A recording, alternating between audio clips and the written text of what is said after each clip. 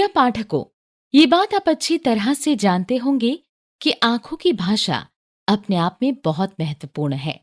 अगर आप किसी की निगाहें परखने में माहिर हैं, तो आप छूटते ही उसके मन में क्या चल रहा है, ये आसानी से जान सकते हैं। आपने लोगों को अक्सर ये कहते सुना होगा, यार, उस लड़की ने मुझ पर कातिल निगाह डाली। उस लड़की की आंखें सच में झील जैसी थी। उस आदमी की आंखों में कुटिलता भरी है।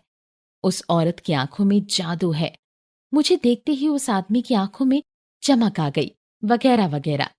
जब भी हम इन वाक्यों का प्रयोग करते हैं, तो हम अनजाने में ही किसी आदमी या औरत की पुतलियों के आकार और उसके देखने के व्यवहार का जिक्र करते हैं। अपनी पुस्तक द टेल टेल आई में हेस कहते हैं कि आंखें सभी मानवीय संप्रेषण संकेतों में सर्वाधिक स्पष्ट और सटीक संकेत दे सकती हैं, क्योंकि वे मानव शरीर की केंद्र बिंदु हैं और पुतलियां स्वतंत्र रूप से कार्य करती हैं। जब किसी आदमी का दृष्टिकोण या मूड सकारात्मक से नकारात्मक होता है, तो समान रोशनी की अवस्था में पुतलियां फैलती और सिकुड़ती हैं। जब कोई रोमांचित हो जाता है, तो उसकी आंखों की पुतलियां अपने सामान्य आकार से 4 गुना ज्यादा फैल सकती हैं। इसके विपरीत गुस्से या नकारात्मक मूड में पुतलियां सिकुड़ जाती हैं, जिन्हें सामान्य भाषा में मन के दार छोटी आंखें या सांप जैसी आंखें कहा जाता है। प्यार में आंखों से बहुत काम लिया जाता है। महिलाएं अपनी आंखों की सुंदरता बढ़ाने के लिए आंखों के मेकअप का सहारा लेती हैं। अगर कोई महिला किसी आदमी से प्यार करती है, तो वो उसकी तरफ देखते समय अपनी पुतलियों को फैला लेगी और वो इस संकेत को भली भांति समझ लेगा। इस पूरी प्रक्रिया में उस आदमी को ये पता भी नहीं चलेगा कि वो ऐसा कर रहा है। इसी कारण रोमांटिक मुलाकातें अक्सर ऐसी जगहों पर तय की जाती हैं जहां रोशनी मध्यम हो, जिससे पुतलियां फैल जाएं।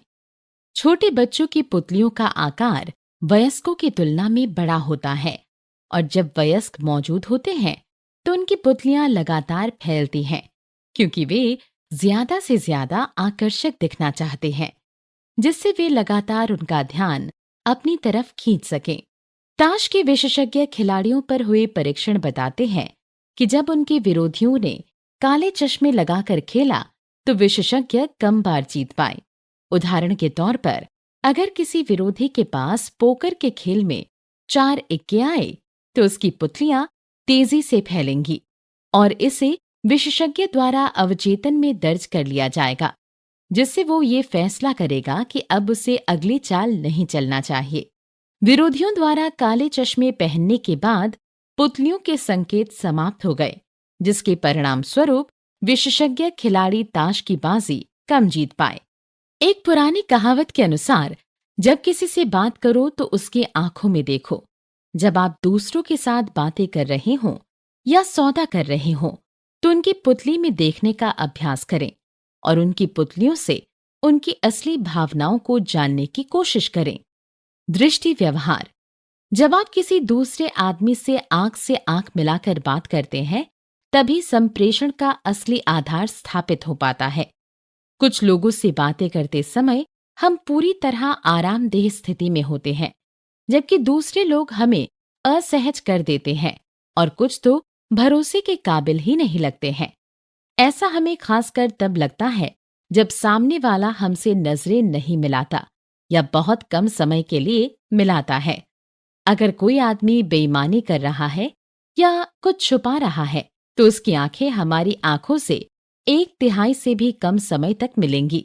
दूसरी तरफ, जब किसी आदमी की नजर आपकी नजर से 2/3 से भी ज्यादा समय तक मिलती है, तो इसके 2 मतलब हो सकते हैं। या तो उसकी निगाह में आप बहुत आकर्षक या रोचक हैं, जिस मामले में निगाह के साथ फैली हुई पुतलियां भी नजर आएंगी, या फिर उसका रवैया बेहद शत्रुतापूर्ण है और वो आपको अशाब्दिक चुनौती दे रहा है, जिस मामले में पुतलियां सिकुड़ी होंगी। विशेषज्ञों के अनुसार, जब कोई अ व्यक्ति ब व्यक्ति को पसंद करता है, तो वो उसकी तरफ बहुत ज्यादा देखता है। इससे ब ये सोचने लगेगा कि उसे अ पसंद करता है, इसलिए ब भी अ को पसंद करने लगेगा।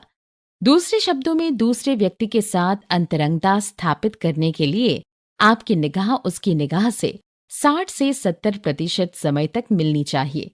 इससे वो भी आपको पसंद करने लगेगा। इसलिए ये आश्चर्यजनक नहीं है कि लोग नर्वस या संकोची लोगों पर सामान्यतः भरोसा नहीं करते, क्योंकि वे आपसे 1/3 से भी कम समय तक नजर मिलाते हैं। व्यावसायिक चर्चाओं में हमेशा काले चश्मे का इस्तेमाल नहीं करना चाहिए, क्योंकि इससे दूसरों को ये लग सकता है कि आप उन्हें घूर रहे हैं। ज्यादातर बॉडी लैंग्वेज और मुद्राओं की ही तरह ये बात भी संस्कृति द्वारा निर्धारित होती है कि कोई व्यक्ति दूसरे व्यक्ति से कितनी देर तक नजरें मिलाएगा।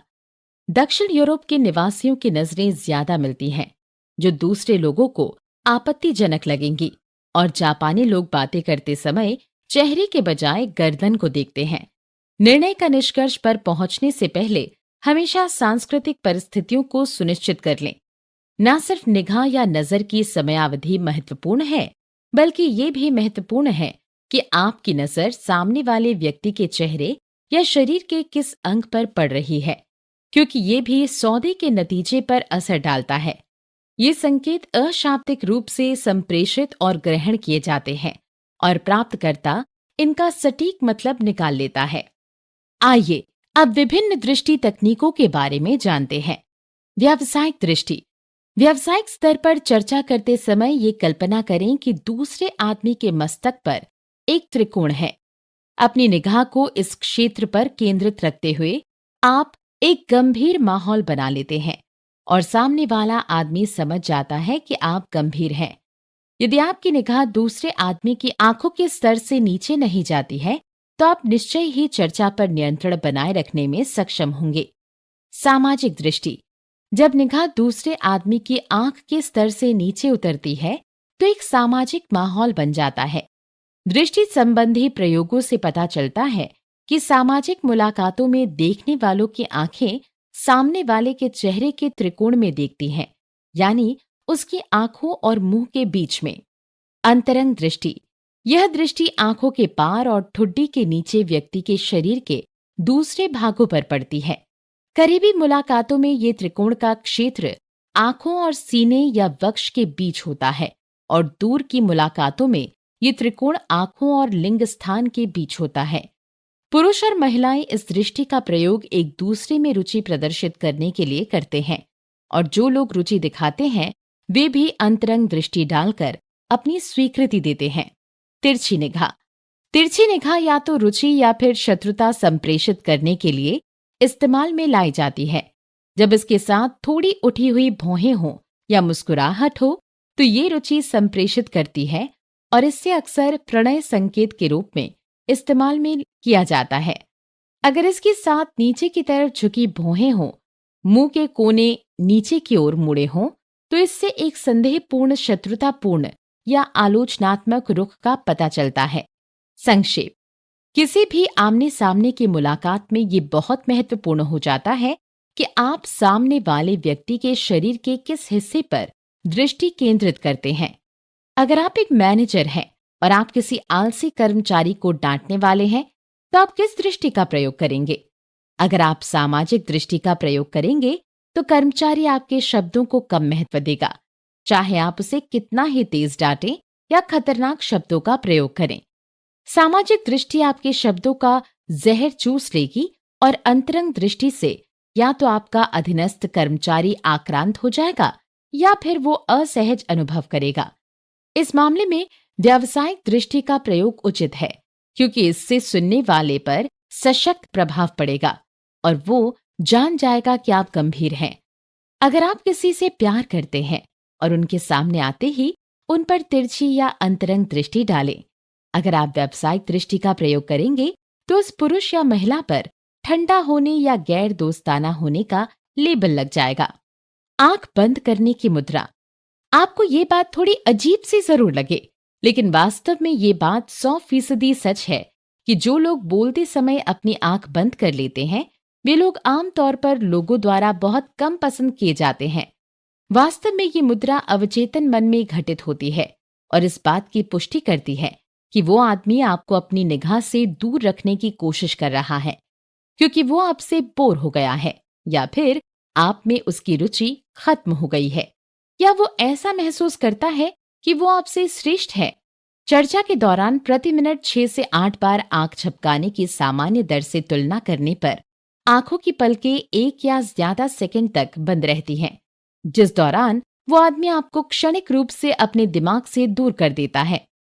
यदि कोई आदमी आपसे श्रेष्ठ अनुभव करता है, तो उसकी आंखें बंद करने की मुद्रा के साथ उसका सिर भी पीछे की तरफ झुका हुआ दिखेगा, जिससे वो आपको लंबी दृष्टि से देख सके। इसे सामान्य भाषा में नाक के नीचे देखना कहते हैं। जब आप किसी चर्चा में आंखें बंद होने की मुद्रा को देखें, तो ये एक संकेत है कि आप जिस शैली का प्रयोग कर रहे हैं, वो एक नकारात्मक प्रतिक्रिया पैदा कर रही है, और अगर प्रभावी संप्रेषण किया जाना है, तो किसी नई शैली की जरूरत है। मुख रक्षक मुद्रा। जब कोई आदमी झूठ बोलता है, तब उसका मस्तिष्क अवचेतन रूप से धोखे के शब्दों को छुपाने की कोशिश में शरीर को आदेश देता है। इस पर हाथ मुंह को ढक लेता है और अंगूठा गाल पर दबाव डालता है। कई बार इस मुद्रा में मुंह पर कई उंगलियां या बंद मुट्ठी भी देखी जाती है। अगर कोई आदमी बोलते समय इस मुद्रा का प्रयोग करता है, तो इसका मतलब है कि वो सरासर झूठ बोल रहा है।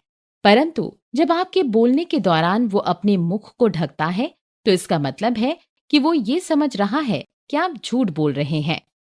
नाक छूना।